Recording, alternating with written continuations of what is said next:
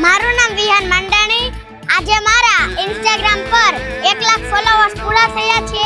એની ઉજવણી માટે અમે રાધે રોટી સેવા ગૌશાળા પર ગાયોને શાકભાજી ખવડાવવા માટે આવ્યા છીએ. લટકે હાલો ને નંદલાલ ઓ ધીરે તારા લટકાના નહીં મૂલ હારે તારા લટકાના નહીં મૂલ કે લટકે હાલો ને કે લટકે હાલો ને તાના ના ના ના ના ના ના ના